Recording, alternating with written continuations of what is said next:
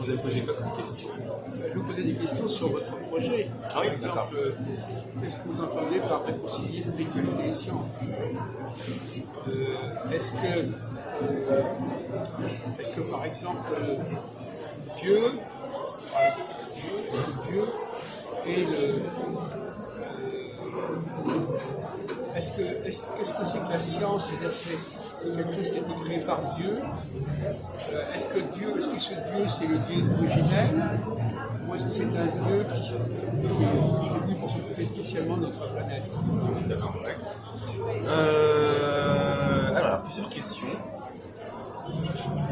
Ce que je crois, c'est ma croyance, c'est que je pense qu'il y a une conscience qui est, on peut prendre un peu un champ de conscience, quelque chose de transcendant, qui est matériel et immatériel, qui est à l'origine de l'univers, de tout ce qui contient. Donc pour vous, chaque Dieu, c'est le Dieu à l'origine de l'univers. À l'origine de l'univers. Voilà, je ne vois pas Dieu comme une entité personnelle qui trônerait quelque part dans le ciel. Vous n'êtes pas dans le judéo-christianisme, vous n'êtes pas dans la Bible. Non, voilà, je ne suis pas dans C'est dans la cosmologie, ouais, c'est le premier moteur. c'est ce que la science dit. Voilà. Dans mon approche, je parlais de réconcilier science et spiritualité. Pour moi, c'est plus des fois, ce sont des preuves, des faits matériels. Et en l'occurrence, quand on voit la science qui dit qu'il y a un mouvement, il y a une évolution de l'univers, pour moi, ce sont les faits qu'il faut prendre en considération. Et maintenant, revenir par le pourquoi de ça. Est-ce qu'il y a ce qu'on appelle le dessin, l'intelligent design? Est-ce qu'il y a un dessin? Un dessin, ouais. Je pense. Il y a un dessin qui serait une trajectoire d'évolution de cet univers, mais bien qu'il y ait, on va dire, c'est ce que j'appelle le plan de Dieu, il y ait une trajectoire qui soit dessinée. Il n'empêche qu'à côté de ça, il y a une infinité de scénarios possibles, parce qu'on a le libre arbitre. On peut choisir de suivre ce plan à la lettre, mais par le libre arbitre, on peut choisir de prendre des chemins divers. Il y a peut-être une infinité de scénarios qui correspondraient à la quantité de choix, à toutes les combinaisons de choix. Comment peut-on savoir, Frédéric Fleury, déterminer ce qu'est le plan, ce qu'est le plan? À partir de quoi vous vous basez ça c'est le plan. Moi je ne l'ai pas inventé. Je pense l'avoir lu, l'avoir compris en lisant un livre qui s'appelle Conversation des vieux, de Donald Walsh. En fait, c'est un discours Janny entre cette conscience et un auteur qui s'appelle Nick.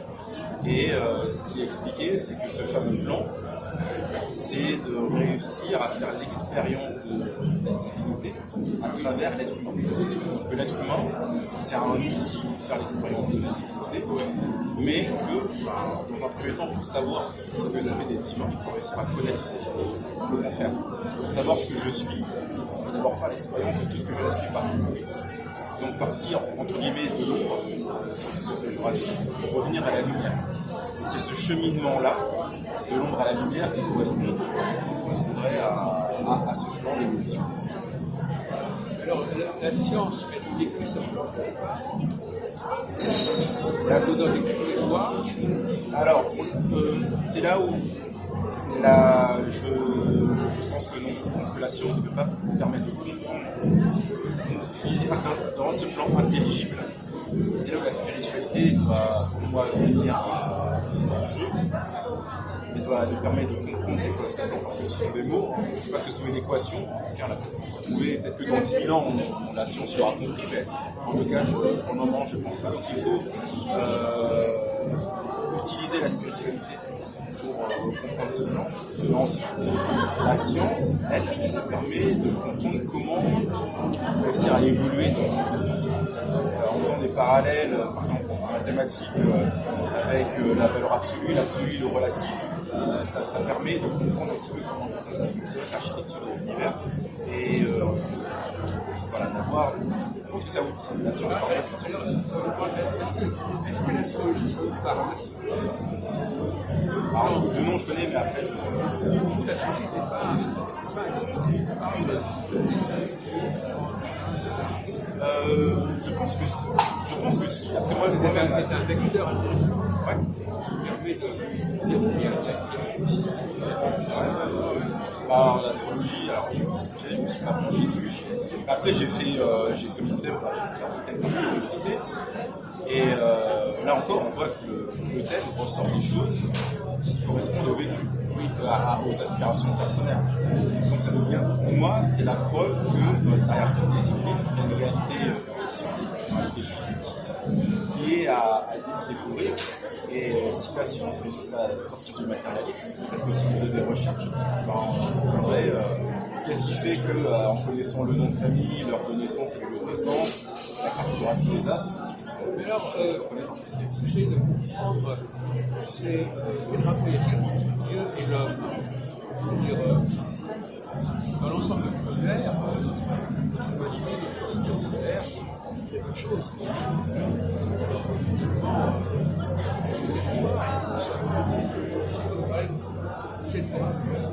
il est immense. Dans le domaine judéo-chrétien, que les anarchistes. à l'échelle humaine. À l'échelle humaine, à l'échelle de la planète, Dieu créateur, donc un Dieu universel. Ouais. Alors le problème, c'est que c'est universel, le rapport à Dieu entretient-il avec l'humanité? Et qu'est-ce que pèse l'humanité par rapport à ce universel? Est-ce que nous jouons un rôle spécial dans ce plan? Oui. Alors, il y a deux choses qui viennent à l'esprit. La première, c'est qu'est-ce qui nous dit qu'on est seul dans l'univers? Probablement, c'est ça. C'est l'universel. Nous sommes la résultante. Il y a plus de existence par rapport à cet universel.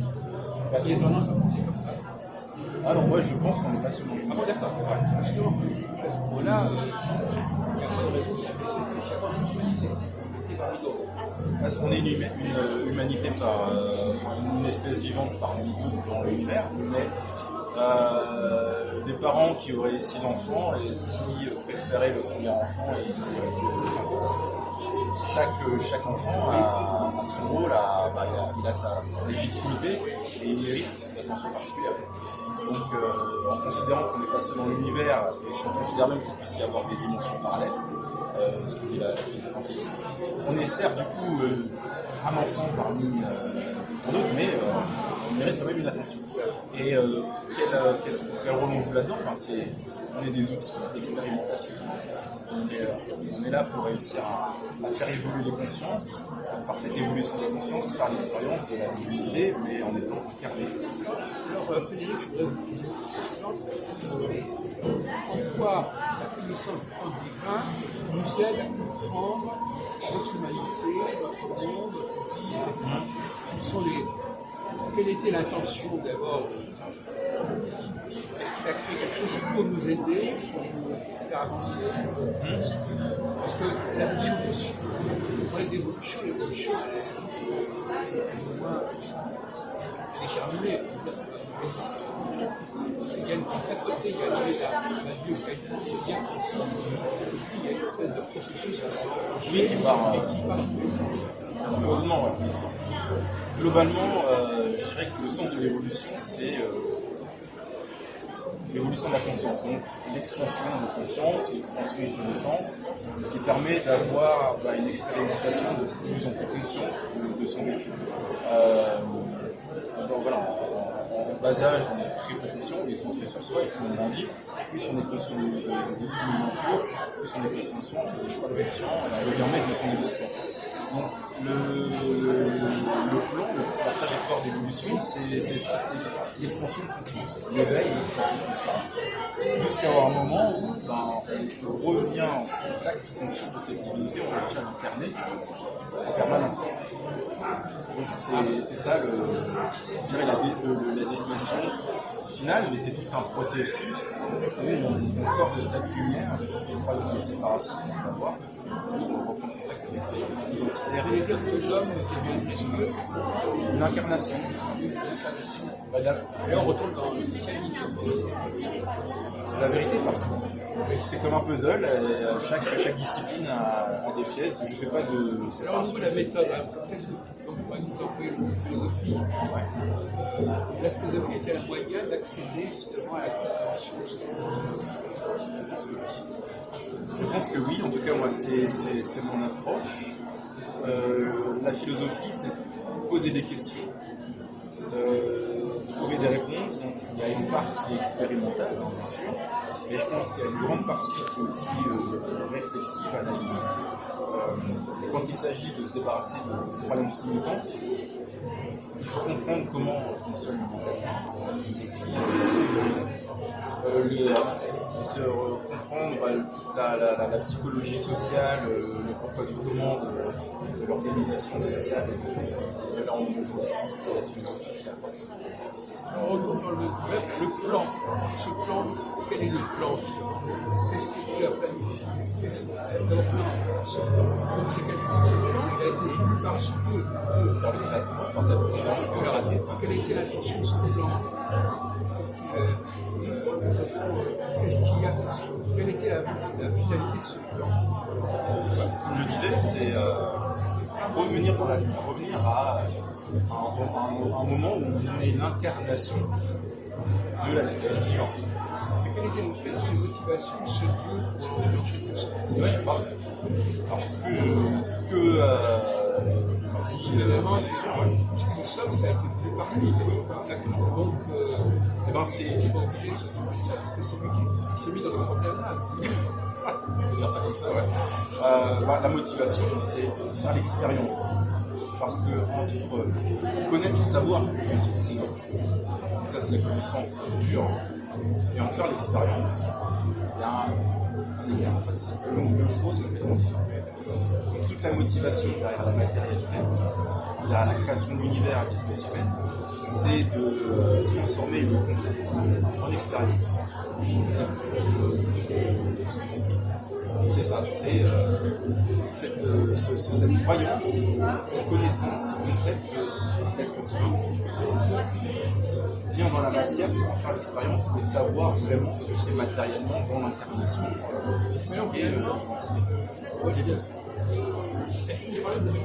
Et si on appelait Dieu à l'être, est-ce que c'est parce qu'il y a l'idée de se connecter avec ce Dieu? Une idée de connexion par la prière. Comment est-ce qu'on connecte avec cette puissance prière? À part, comme vous l'avez dit, c'est prière ou une affirmation de conscience, mais c'est par la prière et l'intention vraiment d'orienter un message qui nous soit directement destiné. Et comme je vous parle, j'ai l'intention de vous parler, on se parlait tout à l'heure, c'est exactement pareil. Mais alors, finalement, est-ce que par hasard, on ne serait pas plus proche de l'islam? J'ai l'impression que ça pourrait. Je pense que les musulmans pourraient capter un peu votre message. Moi, J'ai une conception de Dieu qui est plus abstraite pour les chrétiens. moins personnalisé, moins individualisé. Oui, c'est ça, donc plus général, plus universel, juste plus limité. Mais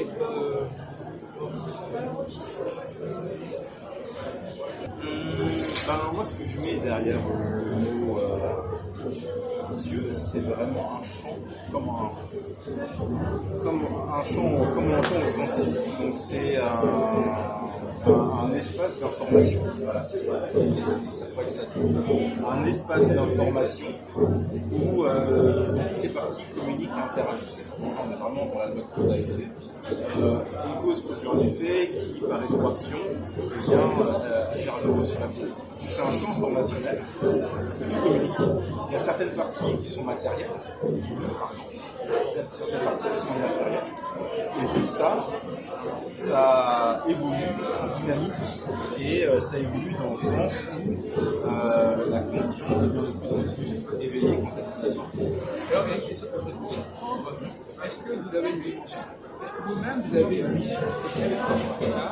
Est-ce que vous-même vous vous sentez comme une sorte de vocation politique?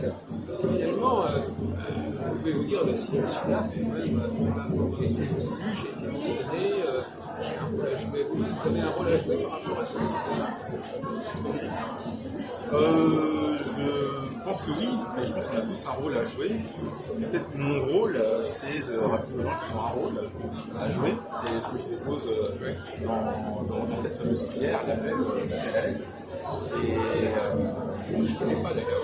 c'est pas. Mais vous nous en donnez un exemple, un échange. je peux vous en donner la substance, mais c'est de façon très simple, quand on a besoin d'aide, on appelle quelqu'un, c'est d'appeler cette conscience, donc en disant, conscience, je sais que tu es conscient de nos problèmes. Ah donc celui-là, il est tout blanc, et tout ce qui se passe, c'est tous les êtres. C'est l'omniscience. Ah oui, c'est ça, voilà. Omniscience, omniscience. Omniscience, omniprésence, omnipotence. Voilà, donc dès que je pense à lui,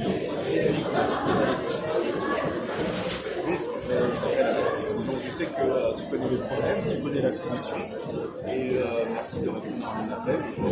une dernière question peut-être, comment êtes-vous arrivé là? Avec votre cheminement, est-ce que vous avez une révélation? Est-ce que La première révélation, c'est en 2007, je prends conscience du changement climatique. Je me dis qu'il va falloir faire quelque chose pour éviter la catastrophe. Et après, tout mon cheminement professionnel, ça fait 15 ans que je travaille dans le domaine, ça a été de trouver des solutions politiques, environnementales et sociales. À un moment, j'ai pris conscience qu'il n'y a qu'une solution humaine qui permettra de surmonter cette problématique. Et c'est là où je suis revenu à une spiritualité très profonde en disant, vu que cette conscience est omniprésente, omnisciente et omnipotente, on peut la l'aide pour sauver la vie, sauver la planète, sauver l'espèce humaine, sauver tout ce qui vit sur la Terre. Et comment est-ce que vous connaissez les choses ainsi? Vous pensez que si on n'appelle pas à l'aide, ça ne peut pas intervenir par lui-même? Par arbitre. Je ne sais pas si vous avez des enfants ou même si vous avez. Non, on peut justement dire que donc une thèse quelque part, on laisse en face de responsabilité. Alors je dirais pas test, et je dirais que oui, on nous laisse vivre nos choix jusqu'au bout. Parce qu'un enfant, par exemple, des parents qui ont des enfants, si l'enfant n'a pas envie de se faire aider, les parents ne peuvent pas intervenir. Il faut qu'il demande, il faut qu'il appelle à l'aide, il faut qu'il y ait réceptivité pour que l'esprit se fait. Qu'est-ce qui se passe après d'abord quelque chose dans votre système? Est-ce que la mort existe? Est-ce qu'il y a quelque chose qui gêne un moteur? Alors même, je dirais qu'après la mort, moi je pose la question d'avant la vie. Oui, avant la naissance. Le choix de l'incarnation. Moi, je crois à la réincarnation. L'incarnation et la réincarnation. C'est quand en fait on appelle on meurt, on fait que revenir d'où on vient avant la naissance. Et en fait on a des cycles d'évolution justement qui sont là pour faire grandir la Terre, évoluer là, et puis après. Il n'y a pas cette vision de. Oui, voilà. Et il n'y a pas de paradis ou d'enfer, justement, parce que la finalité, le plan, c'est que ce soit là. À un moment donné, on va ça se termine. Techniquement, ça se termine. Quand on a enlevé tous les voiles et qu'on revient à la conscience de ça. Donc, l'idée de karma, ouais, alors, c'est secret général, je ne connais pas tous les détails, mais je crois que dans le karma, il y a un peu cette notion de si je fais des actions, je paye le prix, enfin c'est un peu. Oui, ça. Je dirais que on porte le poids de ses choix. Mais en ensuite, si les actions vont dans le sens de l'évolution, ça nous porte. Si ça va à l'encontre, ça va nous freiner. Mais il n'y a pas de. Je ne fais pas en tout cas de du bien et de mal derrière. Cette omniscience, ça suppose une sorte de gigantesque machine. C'est un système. D'ordinateur à l'échelle cosmique. C'est ça qui a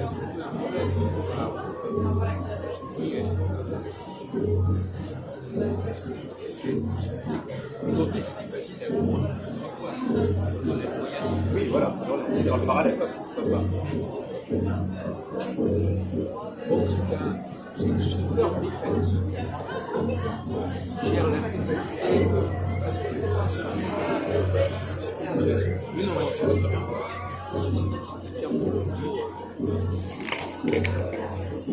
Et donc, vous auriez besoin de pas vous intéresser spécialement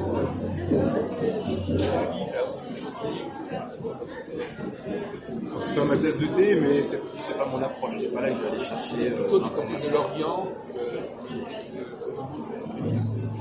Même pas de l'Orient. Non, non. En fait, je vais plus accéder par la réflexion à ces informations, à ce champ d'informations d'ailleurs. Et il faut juste prendre le temps de se poser des questions, de trouver les réponses. Donc vraiment tout le livre, voilà, c'est fruit un peu de réflexion. Mais dans la philosophie, elle est quand même, il y a un côté grec. Et ça c'est vrai. Et là, on est quand même dans un schéma qui est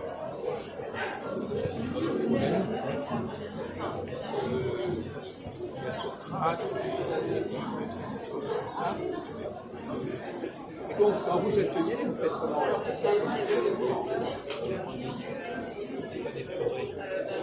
Non, en grande ligne, la finalité c'est de montrer qu'il existe une entité consciente qu'on peut appeler à l'être. Et c'est un raisonnement logique en fait. Montrer que cette entité existe, elle est disponible quand on en a besoin. Et trois, qu'elle est la plus compétente pour résoudre tous les problèmes. Et un dernier volet, c'est de travailler sur les croyances, pour montrer que ce sont les croyances qui déclenchent le passage de l'action. Et justement, une notion de psychologie humaine pour donner aux gens l'envie de passer à l'action et de contribuer à l'action. Donc, dans ces ateliers, il se passe quelque chose dans ces ateliers. Les inconscients, il y a une révélation qui se manifeste au cours de l'atelier, etc. Non, il n'y a pas eu de truc magique, je dirais. C'est assez frappant, les gens ils font un retour positif. Je dirais que le moment, le temps fort, c'est vraiment cette prière collective. Voilà. Et là, on sent qu'il y a quand même quelque chose qui se passe. Voilà, c'est la prière. Ouais. Voilà, on n'a pas vu de lumière, de petits ampes collés dans la salle. Bon, écoutez, je vous remercie beaucoup. Donc, j'espère Merci. Ah, écoutez, c'est un grand plaisir.